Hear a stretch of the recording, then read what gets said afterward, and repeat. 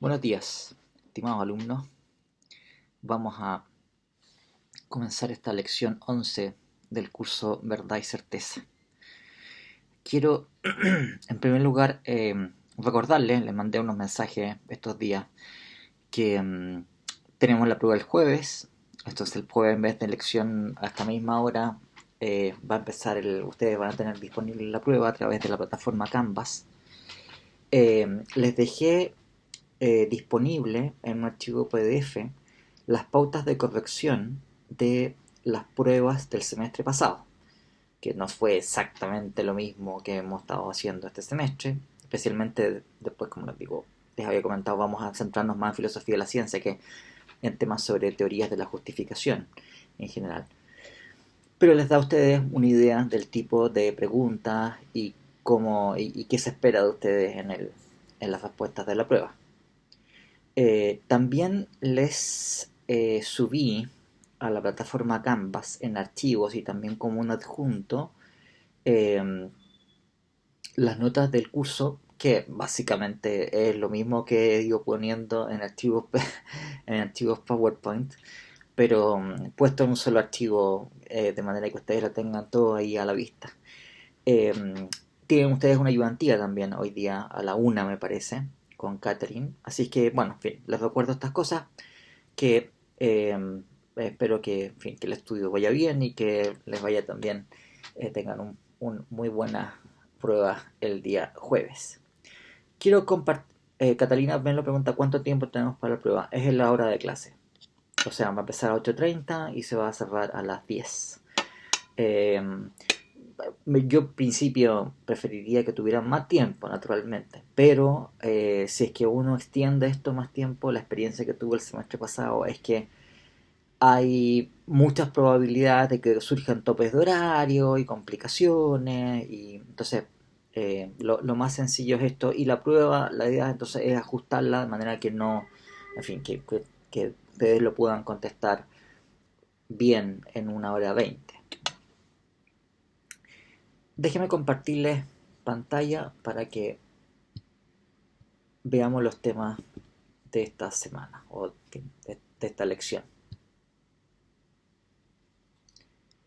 Lo que hemos estado tratando hasta este momento tiene que ver con consideraciones generales acerca de teorías realistas y antirrealistas. O sea, la idea ha sido ver el contraste que existe entre estos dos enfoques, tanto en lo que tiene que ver con la concepción ontológica que se tenga sobre eh, algún área, algún dominio de entidades o entes, como en lo que tiene que ver con las teorías de la verdad, como en lo que tiene que ver con las leyes lógicas válidas, la teoría del intuicionismo, no intuicionismo, eh, como en lo que tiene que ver con sus consecuencias epistemológicas. Y lo último que estábamos considerando en la última lección era cómo se manifestaba este contraste en distintas áreas, como filosofía de las matemáticas, como ética. Hay un área que es como reflexión acerca de la ética, y que se llama metaética, por eso, porque está sobre, ¿no? Meta en griego significa por encima de o sobre, o en algunos casos también significa cerca de. Eh, bueno, entonces, la metaética es la disciplina que versa sobre, por decirlo así, las condiciones por las cuales se puede hacer ética, si es que el discurso ético admite una discusión racional o no, etcétera, ¿no? Bueno, entonces también ahí ustedes tienen distinción entre posiciones realistas o antirrealistas. También sobre objetos físicos. Y bueno, podríamos multiplicar los ejemplos en muchas otras áreas. También hay ese mismo tipo de distinción cuando se trata de la concepción del tiempo. Entonces, ustedes tienen realistas y antirrealistas, por ejemplo, respecto de los hechos pasados o respecto de los hechos futuros, etcétera. Bien. Y yo quería hacerles primero que nada un paneo sobre cuáles son las grandes familias de teorías antirrealistas de la verdad y teorías realistas de la verdad que vamos a estar discutiendo con un poquito más de detención. Entonces, cuando se trata de las teorías antirrealistas de la verdad, vamos a considerar tres grandes familias de teorías. Uno son las distintas formas de relativismo. Ahora, ¿qué es lo peculiar de las distintas formas de relativismo? Que la verdad está constituida por la creencia que tenga alguien. Y creencia, por supuesto, es un tipo de estado epistémico, pero un tipo de estado epistémico que es muy poco exigente. Si ustedes quieren, nada exigente. Es como el caso límite en donde los requerimientos que estamos poniendo nosotros a los estados epistémicos que constituyen la verdad es cero. O casi cero, o tendiente a cero, ¿bien? Pero muy, muy bajo. Bueno, entonces, eh, el relativismo ha adoptado muchas formas a lo largo de la historia. Incluso hoy día ustedes se encuentran con concepciones que son relativistas, aunque no ocupan ese nombre. Y bueno, voy a explicarles un poco cuáles son, ¿no? Y cómo ustedes la pueden notar, ¿no?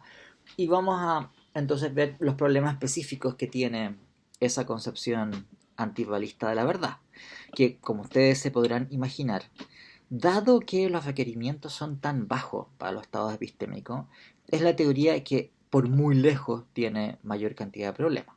O sea, muchísimos problemas. Por eso o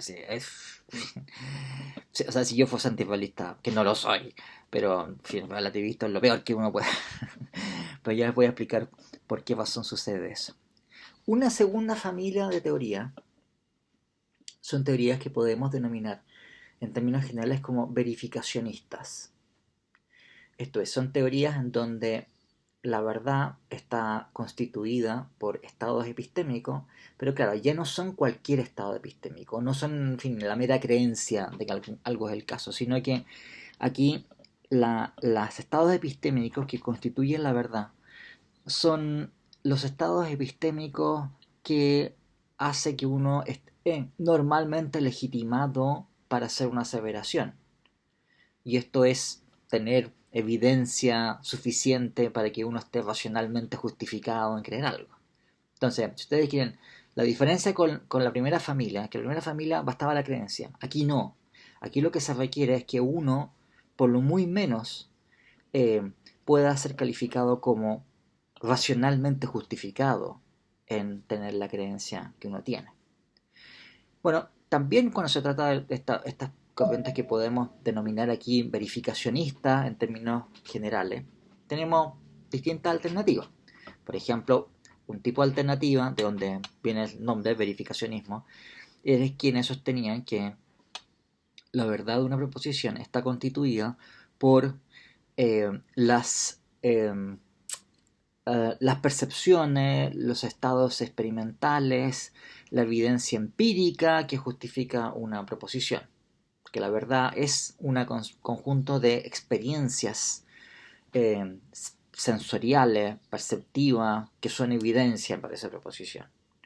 De hecho, cuando uno enuncia el término verificacionismo, normalmente los filósofos se imaginan esto en primer lugar. Ahora, también podemos agruparlo aquí, eh, a teoría en donde la manera de adquirir evidencia suficiente para estar justificado en creer algo tiene que ver con no la posesión de información empírica, no el que yo tenga ciertas experiencias que me muestran que algo es así, o de un cierto modo, sino el hecho de que la proposición, que es objeto de creencia, se incluye, forma parte de un conjunto, de una teoría, de un sistema de proposiciones que es coherente entre sí.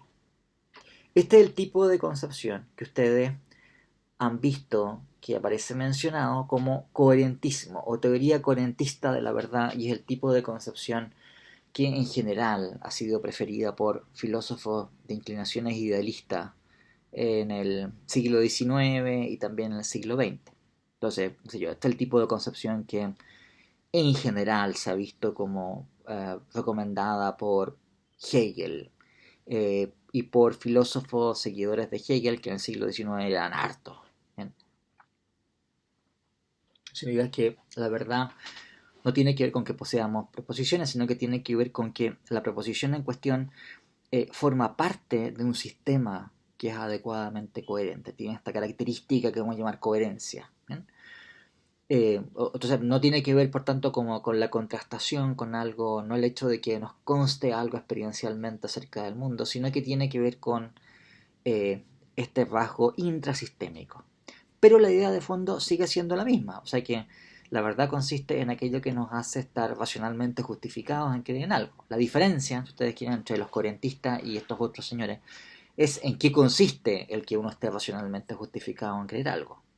Entonces, de acuerdo a cuál sea la concepción que tengamos acerca de en qué consiste estar racionalmente justificado, es que vamos a tener distintas concepciones de la verdad, pero dentro de esta gran familia, en donde la verdad consiste en poseer, como digo, información o evidencia o una justificación racional para creer algo. Y tenemos una tercera familia de teoría, que son las teorías en donde la verificación es idealizada. O sea, la idea es, en estos casos, que la semana pasada me parece que hubo preguntas sobre esto porque, bien, sonaba esto un poco abstracto todavía, pero cuando veamos casos concretos espero que esto se entienda mejor. La idea va a ser la siguiente, que una proposición es verdadera cuando se poseerían ciertos estados epistémicos si es que las limitaciones epistemológicas que tenemos nosotros en las condiciones actuales no existiesen. Esto todavía hay muchos detalles que llenar sobre esto, pero es idealizada. ¿Por qué? Bueno, piensen ustedes en lo que sucede cuando a ustedes les dicen en una clase de física diciendo, bueno, en la vida diaria hay roce, así que esto no funciona totalmente porque hay interacciones en el sistema, digamos, entonces no basta simplemente con conocer la masa y la velocidad de estas dos pelotas de billar que están chocando, digamos, ¿no? Para saber qué es lo que pasa con el sistema porque hay otras cosas. Entonces, suponga usted haga la idealización como si no hubiese roce. Bueno, en la vida diaria hay roce, naturalmente, ¿no? O igual si usted tira, no sé, una hoja de papel, digamos, al piso en fin, en teoría va a caer al mismo tiempo que una bala de cañón. ¿Por qué? Bueno, porque las leyes de la física nos digan así. Ahora, en la práctica no va a pasar eso porque hay roce, ¿de acuerdo? Entonces la hoja de papel va a venir haciendo así y la bala de cañón se va a venir así. Pero suponga usted, idealizadamente, que no hubiera roce. Bueno, aquí estos tipos hacen una cosa parecida, diciendo, bueno, en la vida ordinaria nosotros cuando adquirimos información se nos olvida, nos confundimos, qué sé yo, estamos medio perdidos o estamos con sueño. Pueden pasar mil cosas. Eh, bueno, vamos a hacer como que no existes, ¿bien?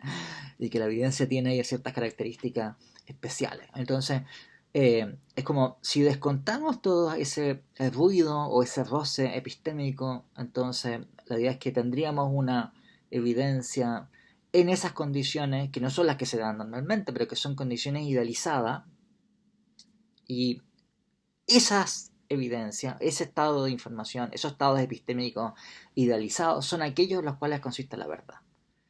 ¿Bien? Entonces, ustedes pueden darse cuenta que entonces, hablar de antirrealismo es indicar una gran cantidad de posiciones distintas. Algunas que son posiciones, si ustedes quieren, en donde hay poca racionalidad, digamos, en donde no hay, si ustedes quieren, controles racionales acerca de qué es lo que vaya a ser verdadero o falso. Y en otras, en cambio, en donde esos controles son extremadamente exigentes. ¿Bien? Entonces, tenemos toda la paleta alternativa. Bueno, ahora, ¿qué es lo que pasa con las teorías realistas de la verdad? Que también les he indicado que son menos. ¿No? ¿Por qué son menos? Bueno, una razón por la cual son menos es que como la verdad no está ligada a estados epistémicos, las características de esos estados epistémicos no cumplen aquí ninguna función. En el antirrealismo, en cambio, como la verdad está ligada sistemáticamente, porque es aquello en lo cual consiste la verdad, a poseer estados epistémicos de ciertas características, entonces cuál sea la naturaleza de los estados epistémicos va a ser determinante para cómo vamos a entender la verdad. Pero aquí no pasa eso. Bien, entonces son menos. Pero para guardar la simetría, pensemos en tres familias de concepciones. Una que es la más tradicional, que es la teoría de la verdad como correspondencia o adecuación. Esta es la forma típica de concebir la verdad de manera realista.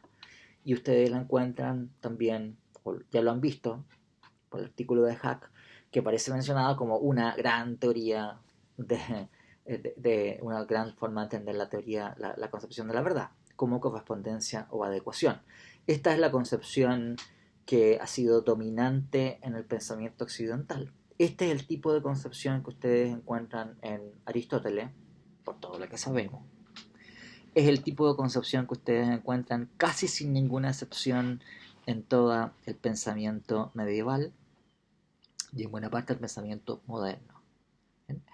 Eh, Después les contaré los detalles, digamos, ¿no? Pero la idea de ecuación, por ejemplo, es una idea que, aunque se le suele achacar a Santo Tomás de Aquino no hace más que citar la definición de un filósofo judío, un tal Isaac Israelí, que él es el que inventó la definición. ¿Bien? Pero es una cosa transversal, digamos. Entonces, claro, uno se fija en Santo Tomás de Aquino, pero da lo mismo si hubiera sido, no sé, Felipe el Canciller, que era un filósofo medieval y que fue canciller de la Universidad de París, entonces se llaman Felipe el Canciller. ¿Bien? O Jaime de Jales, o Enrique de Gante. Todos pensaban lo mismo. ¿Bien? Ahora, vamos a ver también, aunque no podemos dedicarle mucho tiempo a esta cuestión, que hay otras formas de teoría de la verdad. Por supuesto, hay una tercera familia que casi no requiere que lo mencionemos, digamos, que son filósofos que dicen, no, mira, la verdad no puede ser analizada de ninguna manera. O sea, no esperas que yo te diga, mira, una proposición es verdadera sí, solo sí, y te voy a dar condiciones necesarias y suficientes para que una proposición sea verdadera, como corresponder a hechos, o ser coherente con, o tener... Porque la verdad es una noción tan básica y tan fundamental que ahí está, por decirlo así, en los cimientos de nuestra comprensión de la realidad. Y no es algo que vosotros podamos, por tanto, dilucidar en base a nociones que sean más básicas de ella. O sea, ha habido, no poco, filósofos que son realistas y que tienen esa actitud, diciendo, no, mira, yo no voy a dar ninguna definición de la verdad. Ahora, en fin, por supuesto que soy realista, pero no me pidas a mí que yo te ofrezca una teoría o una definición de la verdad, porque no hay tal cosa, ¿no? Por supuesto, uno puede descansar en la noción de verdad para ofrecer teorías de una cosa u otra, pero no vamos a, por decirlo así, analizar el concepto de verdad. Eh, bueno, pero una segunda, digo, esto aparece al tercer lugar aquí como una alternativa, pero claro, es una alternativa en donde no tenemos una gran explicación sobre la verdad, porque la idea es que no se puede dar tal gran explicación. Ya hay motivos razonables para sostener tal cosa, como vamos a ver en su momento. O sea, ustedes se pueden dar cuenta que eh, no todo puede ser objeto de un análisis, ¿no? Hay cosas que son fundamentales y que no pueden ser analizadas en términos de otras cosas. Eh, Probablemente nociones como el ser, por ejemplo, no van a admitir análisis y eso no significa que no lo entendamos. A ver, Magdalena Curaqueo pregunta, repetir lo de la correspondencia. Bueno, vamos a tratarlo con detenimiento, pero la concepción de la verdad como correspondencia entre una proposición y el hecho que la proposición describe es la manera o la teoría de la verdad realista por muy lejos más clásica. Es la teoría, además, la concepción de la verdad que ha sido, por regla general, por supuesto hay excepciones, aceptada en el pensamiento occidental desde la... A ver, lo que va a entrar, lo que estoy explicando ahora, Vicente, por supuesto que lo que estoy diciendo ahora sí entra en la prueba del jueves, pero lo que estoy hasta este momento lo que estaba haciendo ha sido simplemente hacerles un paneo de teoría, ¿de acuerdo? Entonces todavía no estamos ni un detalle de nada. ¿Bien? La teoría de la correspondencia es, por muy lejos, la teoría que ha sido más aceptada acerca de la naturaleza de la verdad en la historia del pensamiento occidental. Por muy, muy, muy, muy lejos, ¿no? O sea, si ustedes ven cualquier tipo de alternativa, son mucho más recientes. Las concepciones de la verdad como coherencia son recientes. Quienes han defendido que la verdad es una noción primitiva también es una cosa relativamente reciente en el pensamiento occidental. Son cosas que se formulan segunda mitad del siglo XIX y en el siglo XX. Eh, y, eh, y claro, uno asocia esa teoría de la verdad como correspondencia normalmente a ciertas formulaciones que hace Aristóteles en la metafísica y Santo Tomás de Aquino en unas cuestiones disputadas que se tratan sobre la verdad justamente, de veritate. Entonces, pero claro, ese es un texto que es representativo de cierta concepción de la verdad que era ubicua. Entonces, no es simplemente que Santo Tomás de Aquino, por ejemplo, haya sostenido eso, sino que era el tipo de posición que por regla general era sostenido por cualquier filósofo profesional universitario. Eso es lo que es ustedes escucharán la expresión escolástico. Bueno, los escolásticos eran señores que enseñaban en las escuelas, o sea, en las universidades, y eran profesores de filosofía, de metafísica, de ética, de lógica en las universidades.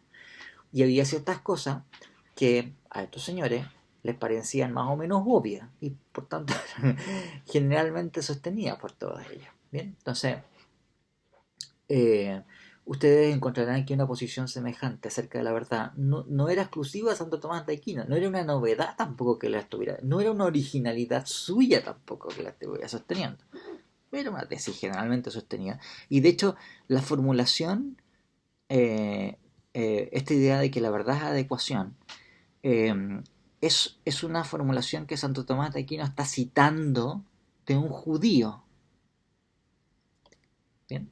O sea, ahora, también en la misma época, si ustedes consideran que es lo que sostenían los filósofos islámicos, o bueno, este judío, pero en fin, otros filósofos judíos como Moisés Maimónides también pensaban lo mismo. Entonces, les hago notar que aunque uno identifica esto con ciertos sitios, ciertos lugares, ciertos textos que son muy característicos, son concepciones de general aceptación por mucho tiempo. ¿Bien?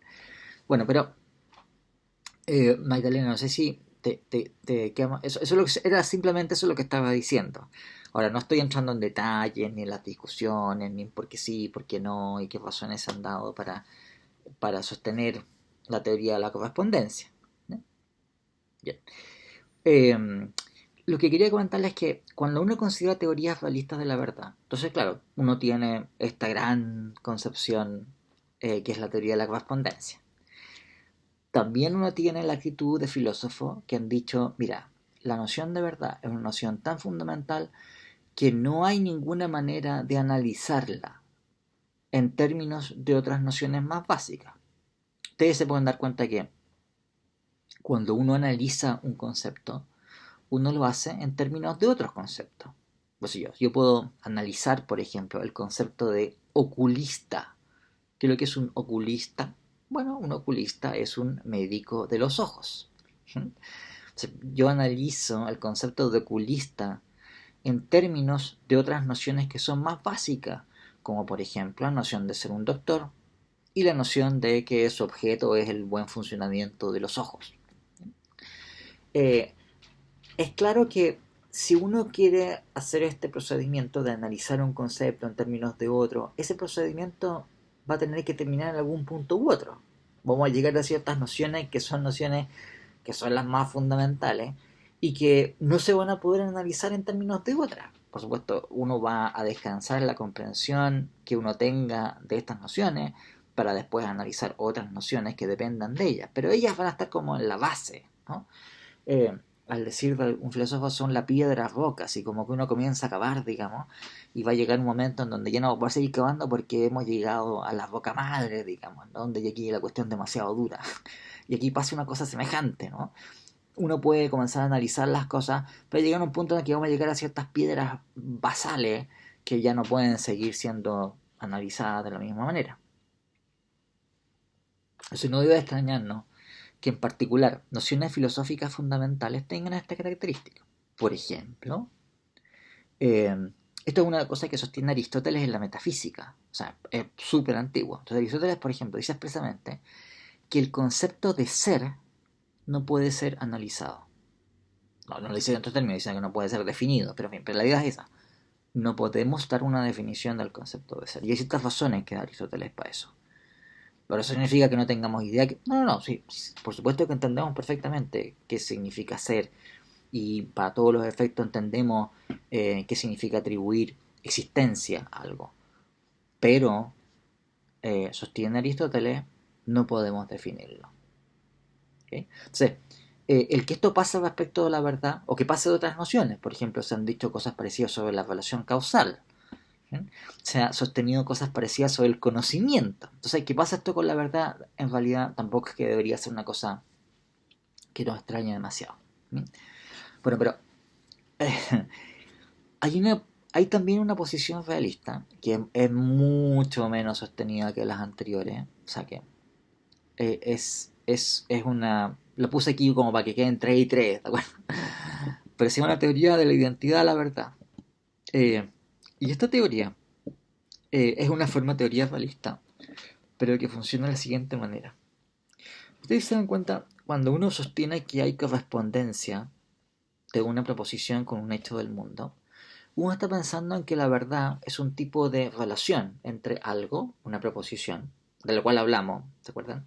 Y el hecho que la proposición describe. Entonces tenemos dos cosas, la proposición y el hecho. Bueno, estos señores, los que defienden la teoría de la identidad, dicen, no, mira, cuando hay verdad es que no tenemos dos cosas diferentes que están correlacionadas entre sí, que tal que una corresponde a la otra o se adecua a la otra, sino cuando hay verdad es que tenemos lo mismo. No, la verdad no es adecuación o correspondencia de una proposición con un hecho. No son dos cosas, es la misma cosa. Lo que nosotros llamamos la proposición es el hecho del mundo. Bueno, entonces, es un tipo de enfoque acerca de la naturaleza de la verdad. Digo que es relativamente raro, no es una cosa muy conocida y tiene una serie de consecuencias además bien peculiares, digamos, porque el mundo entonces está habitado por proposiciones. ¿Bien? Eh, Vamos a discutir sobre eso. Insisto que no le puedo dedicar mucho tiempo porque no es el objetivo del curso, hay muchas otras cosas que ver, pero sí, si vamos a ver alternativas realistas, esta es una de ellas, aunque no es, en fin, no digo, ni muy popular, pero si vemos 3 y 3, esta sería la tercera.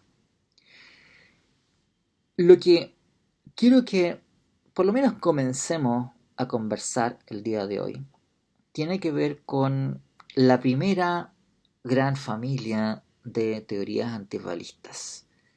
Y estas son las distintas formas de relativismo. Eh, entonces, lo que vamos a... bueno, no sé si veremos, probablemente no, pero por lo menos dejar introducido hoy día, es esta primera gran familia de teorías antirrealistas de la verdad. Ahora, ¿qué es lo peculiar de una posición relativista? Eh, es que la verdad consiste en el hecho de que alguien cree que las cosas son de cierta manera.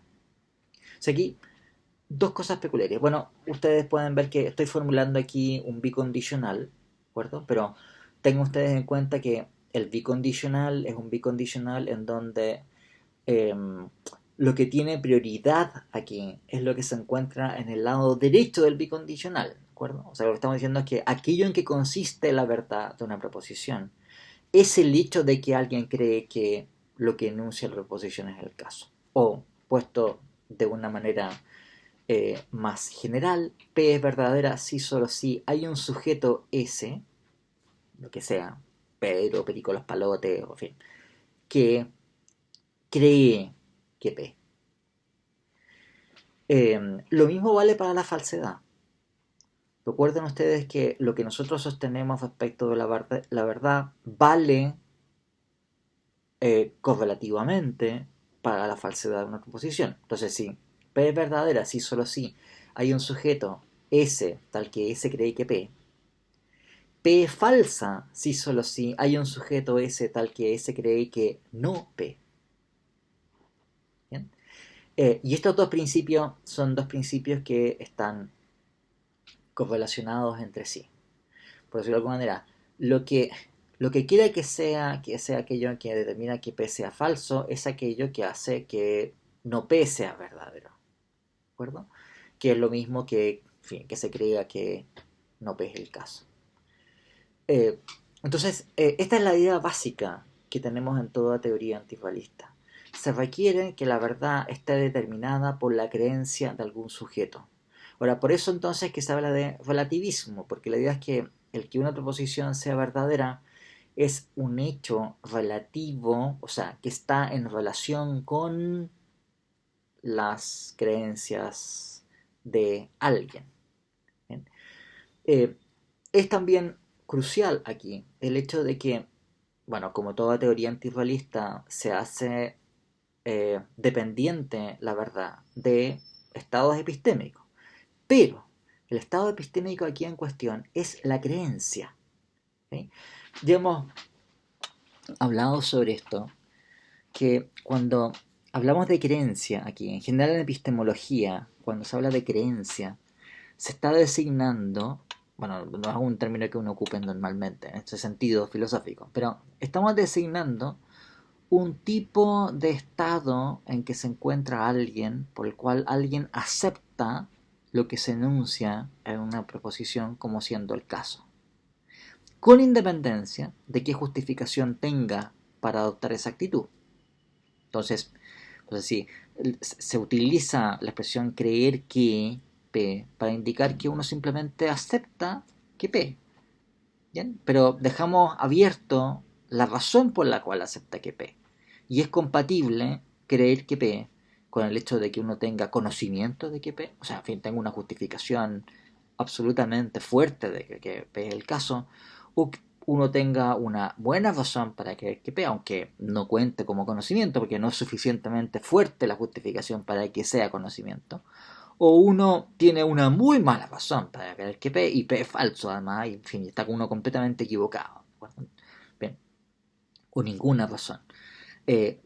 Todo eso es compatible con la creencia. Entonces es simplemente describir la actitud que tiene un sujeto respecto de una proposición.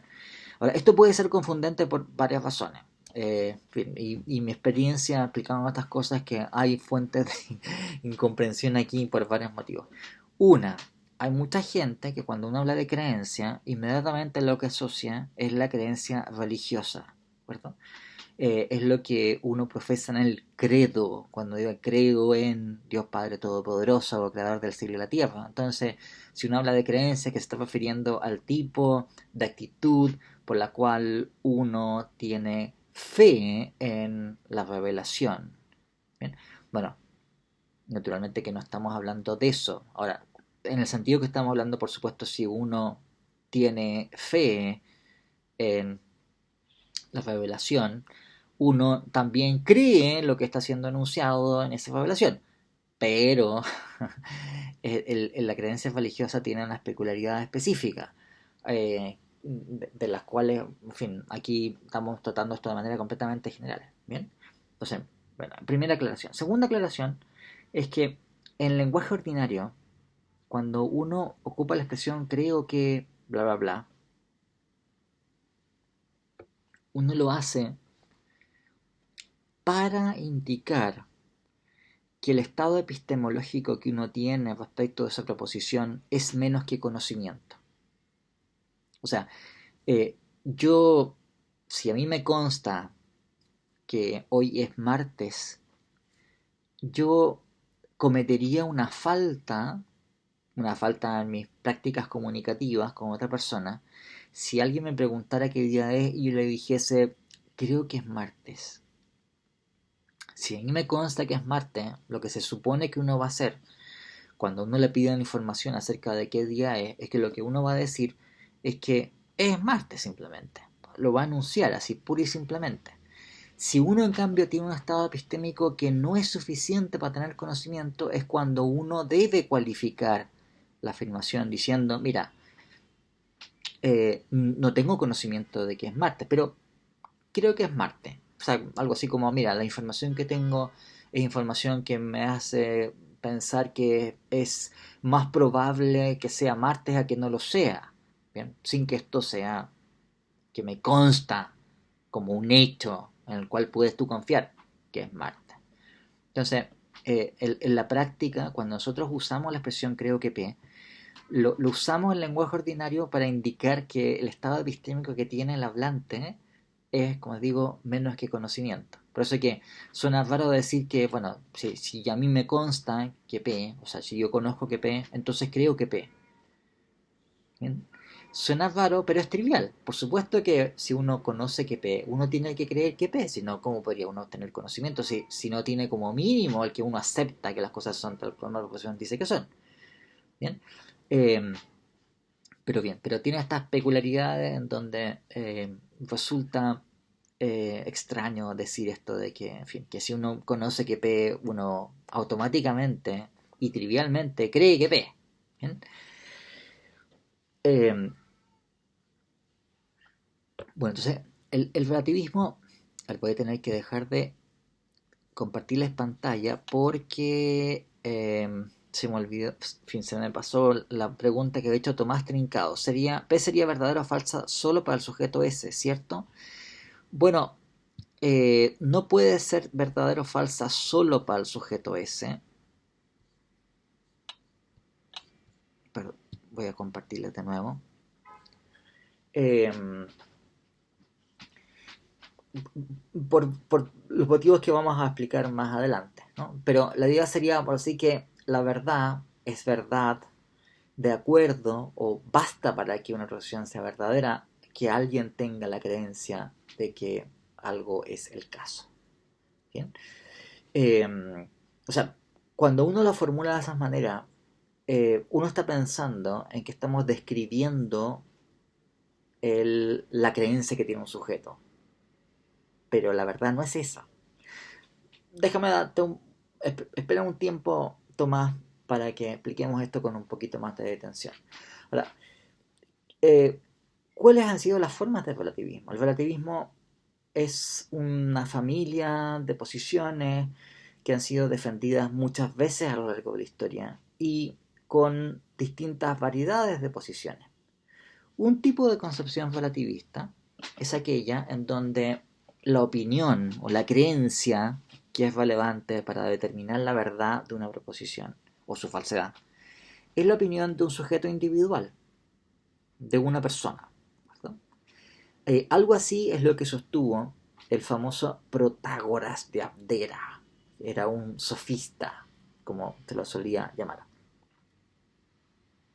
Estos personajes en la Grecia clásica que se dedicaban a educar a jóvenes aristócratas en el conocimiento de distintas disciplinas y por eso se llamaban sabios, sofistes en griego significa sabio. ¿Bien?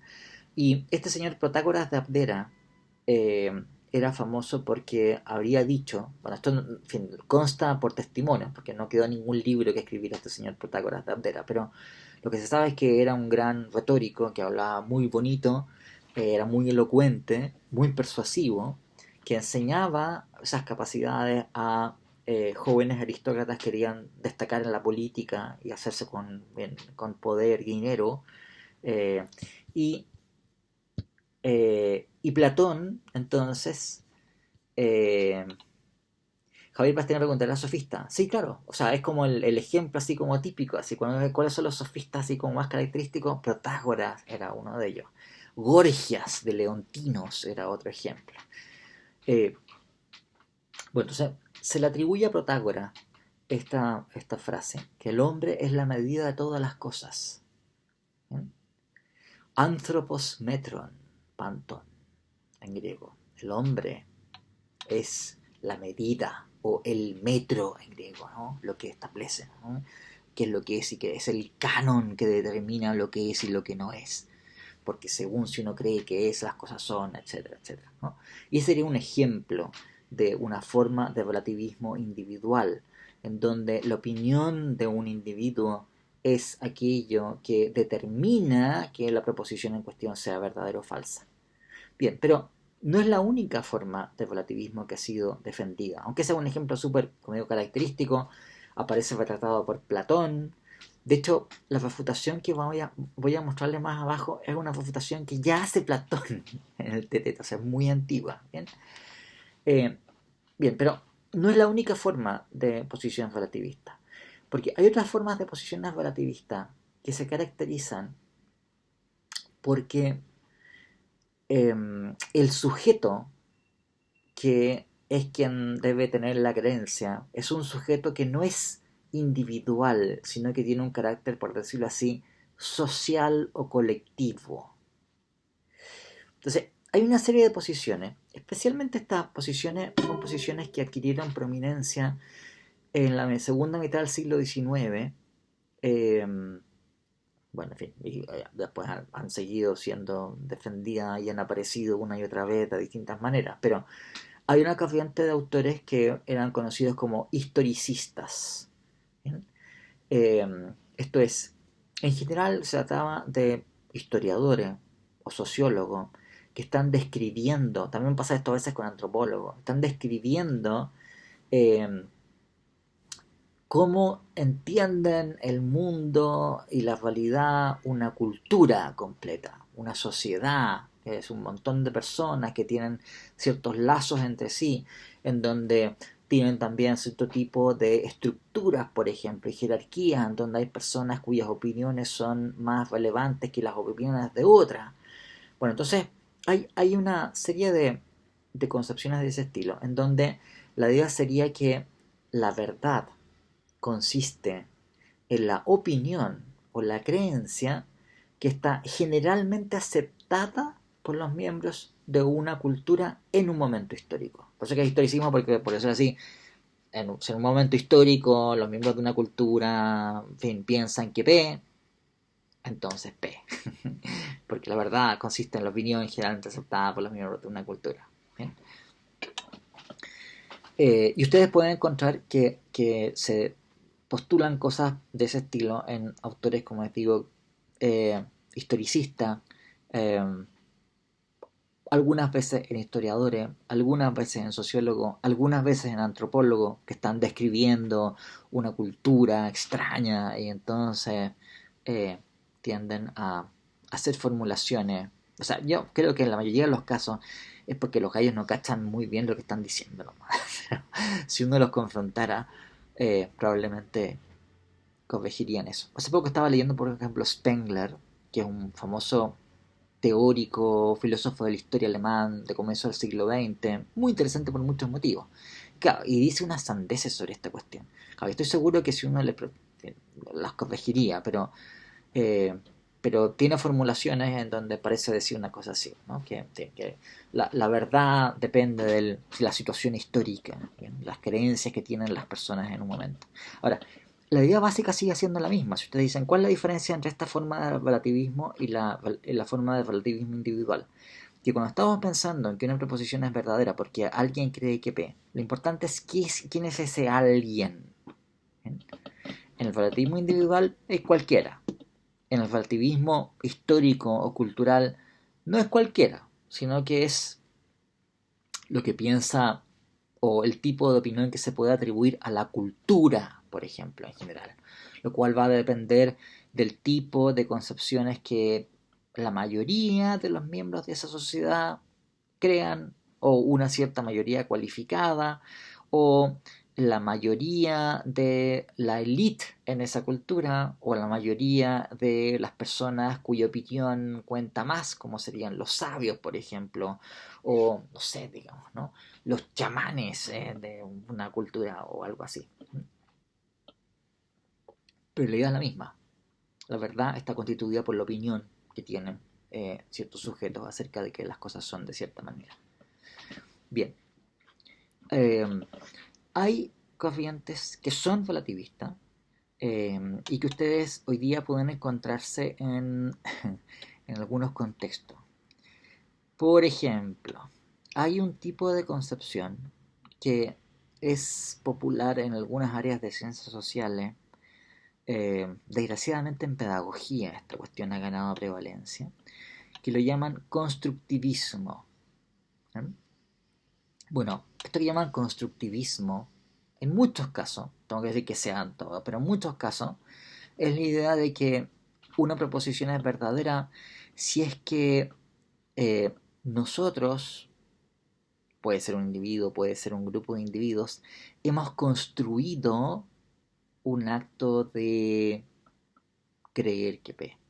Ahora, lo que está detrás de esta gente es la idea de que si uno llega a entender algo, o por ejemplo, si estamos pensando en un contexto pedagógico, si queremos enseñarle a alguien algo de matemática, es fundamental que esa persona sea capaz, por decirlo así, de reconstruir ese conocimiento por sí mismo, que ese conocimiento, por decirlo de alguna manera, lo haga propio, y para eso ella tiene que involucrarse activamente en la comprensión de eso que se le está transmitiendo. No basta simplemente con que pasivamente sea capaz de repetir lo que yo le dije, sino que tiene que, por decirlo así, apropiárselo, lo cual parece perfectamente razonable. Pero claro, el giro es decir que entonces es verdad aquello que yo me he apropiado, porque en fin ha sido objeto de mi creencia, eh, en donde estamos pasando a una concepción relativista, en donde estamos diciendo que la verdad de una proposición consiste en que alguien cree que las cosas son de cierta manera. Aquí podemos agregar, decir, bueno, cree que las cosas son de cierta manera en virtud de un acto auténtico de apropiación, ¿de acuerdo? Porque lo siento en mi corazón, o algo así. Eh, Hay otras formas de relativismo. Eh, por ejemplo, um, esto algunas veces se ha hecho popular entre teóricos literarios, ¿eh? Y es la idea de que la verdad está constituida por nuestros discursos. O sea que es verdad aquello que nosotros decimos, y lo decimos porque naturalmente lo creemos. Pero Nicolás Skripek pregunta,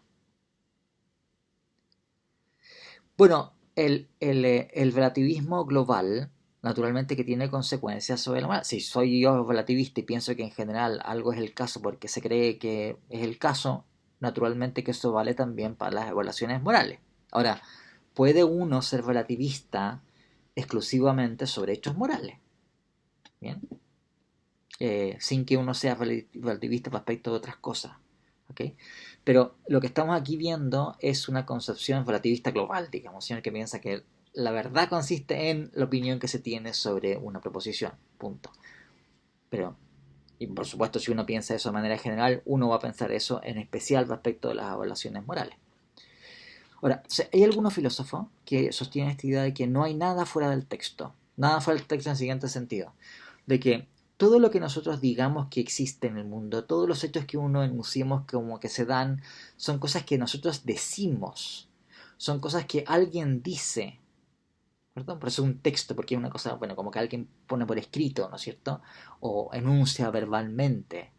Eh, y si uno quiere después, por decirlo así, confrontar lo que alguien está diciendo, ya sea porque lo puso por escrito o porque lo dijo verbalmente o en fin, como están las cosas, porque hizo un chat en WhatsApp o qué sé yo y lo puso por escrito, eh, la manera de confrontarlo va a ser diciendo otras cosas también. Entonces lo que tenemos son solamente discursos, cosas que las personas o algunas personas dicen que se ponen en relación con lo que otras personas también dicen.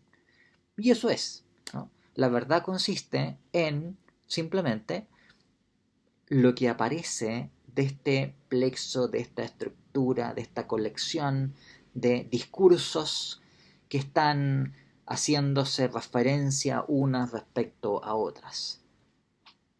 Entonces es verdadero lo que decimos que es.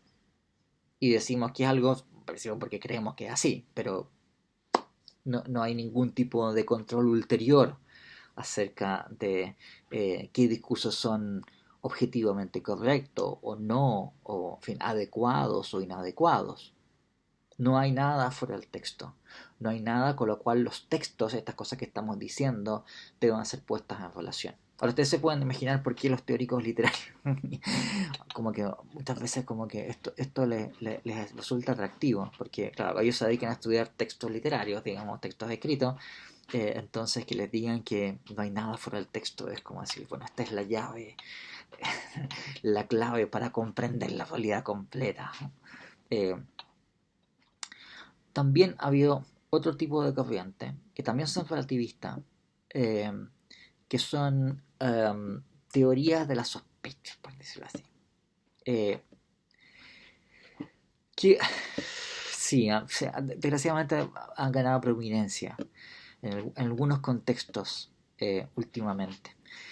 que son personas que dicen que la verdad consiste en lo que decimos que es, pero con un cierto giro del siguiente tenor. Mira, es verdad lo que eh, decimos que es o creemos que es, pero en particular es lo que nosotros queremos imponer como que es, ¿no? Así como la verdad es un ejercicio de violencia de los dominadores o, en fin, sobre los sometidos. Eh, entonces, es eh, un acto por el cual yo estoy imponiendo algo a otras personas. Y la motivación que tiene ese acto de imponer tiene que ver con el propósito de establecer una relación de poder. Eh, Bien, también es una forma de relativismo, pero si ustedes quieren es como más siniestro esto, porque entonces la idea sería, son simplemente actos de preferir cosas y en donde lo que está detrás de estos actos de decir cosas tiene que ver con la finalidad de imponer un tipo de régimen de poder o de dominio de ciertas personas sobre otras. Ustedes pueden dar cuenta que si la pregunta así, estamos sonados en la universidad, porque esto es simplemente el que grita más fuerte, ¿no? Entonces no importa si lo que estamos diciendo es verdad o no, no, no, lo importa es quién grita más fuerte, ¿ok? Eh, ok, entonces ustedes pueden ver que el relativismo ha adoptado una serie de alternativas. Yo en la forma purificada que hemos estado viendo aquí, relativismo es hacer que la verdad consista en la creencia de alguien. Pero se puede cualificar esto si la creencia de alguien es la de un sujeto particular o puede ser la de una sociedad completa, una cultura completa, que es un conjunto de personas en donde puede ser determinante la opinión de algunas personas cualificadas que tienen más peso social para imponer, por decirlo así, o para que su opinión acerca de lo que hay sea más seguida por otras personas. Y también tenemos variaciones de esta idea en que la creencia es la creencia tal como se manifiesta en un discurso, en algo que alguien dice. Pero nuevamente la idea es que, bueno, en fin, es verdad lo que se dice simplemente, lo que aparece en esos discursos. O, en otros casos, eh, no es la mera creencia, sino que es, por decirlo así, la voluntad, ¿bien? El ímpetu, la decisión de imponer un cierto dominio sobre los, en fin, sobre otras personas. Desgraciadamente en corrientes que se llaman postmodernistas, eh, o, en fin, si alguno de ustedes ha escuchado hasta hablar en fin, del deconstruccionismo y cosas así, tiene que ver con esto. ¿Okay? Bien, entonces voy a darle, estamos ya cerca de la hora, pero déjenme mostrarle qué, qué problemas tiene la posición relativista en general. ¿Cuál es la diferencia entre el histórico y el historicismo? No son lo mismo, digamos. Relativismo histórico o historicismo es lo mismo, Nicolás. Son expresiones sinónimas. Relativismo cultural. Bien. Déjeme contarle brevemente qué tipo de problemas tiene el relativismo. El relativismo está ofreciendo una concepción de la verdad. ¿De acuerdo? O sea que lo que esté enunciando el relativista como aquello en que consiste la verdad tendrá que satisfacer el principio de equivalencia. ¿Bien?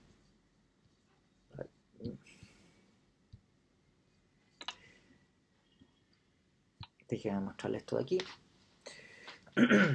Si la verdad de una proposición consiste en que alguien cree que esa proposición enuncie cómo son las cosas, entonces vale a su vez respecto de esa proposición que alguien cree que enuncie cómo son las cosas, que de verdad enuncie cómo son las cosas, ¿no?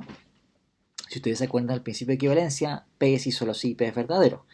Y si P es verdadero, si solo si hay un S tal que S cree que P, entonces P si solo si hay un S tal que S cree que P. ¿Bien?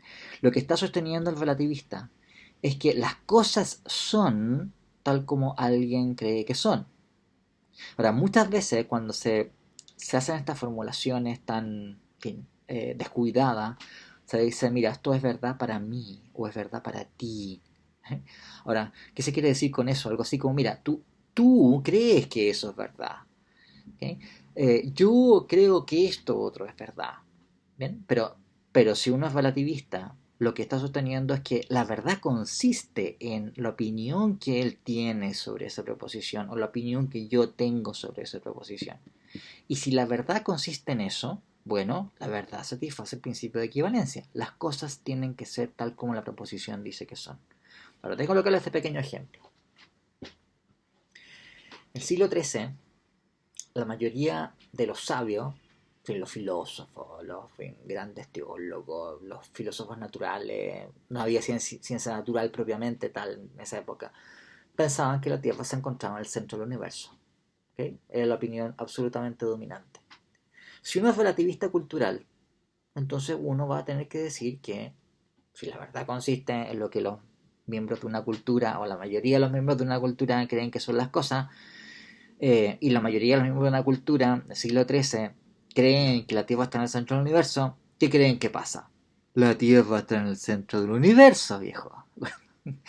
Eso es lo que estamos diciendo, que en el siglo XIII la Tierra estaba en el centro del universo. Pero en el siglo XVII, la mayoría de los sabios, por Galileo, por Descartes, por Newton, etcétera, etcétera, cambió de opinión. Y ahora casi todo el mundo piensa que la Tierra está orbitando alrededor del Sol. Luego, si uno es relativista cultural y piensa que la verdad consiste en la opinión dominante en una cultura, lo que eso indica es que en el siglo XVII es verdad que la Tierra orbita alrededor del Sol. Y esto, dado el principio de equivalencia, ¿qué es lo que implica? Que la Tierra orbita alrededor del Sol. ¿No? Ahora, ustedes pueden dar cuenta que si uno considera estas dos cosas, lo que estamos diciendo o lo que está sosteniendo el relativista es que en el siglo XIII la Tierra estaba en el centro del universo.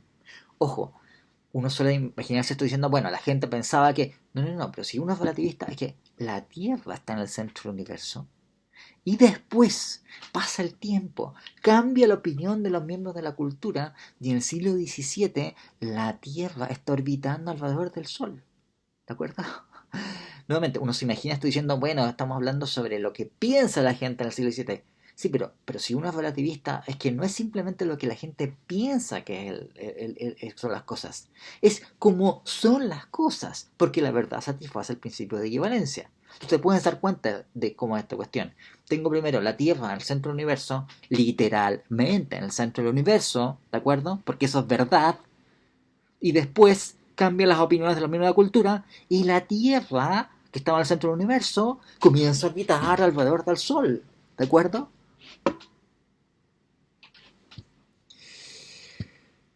Los dejaré con esto solamente.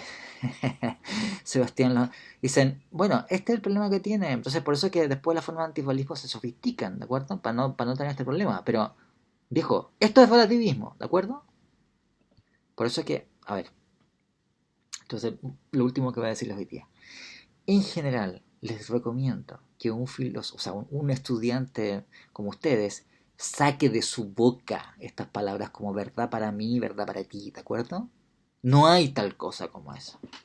Ahora, eh, vamos a quedar aquí entonces y acuérdense que entonces que el día jueves tenemos la prueba y espero que les vaya súper bien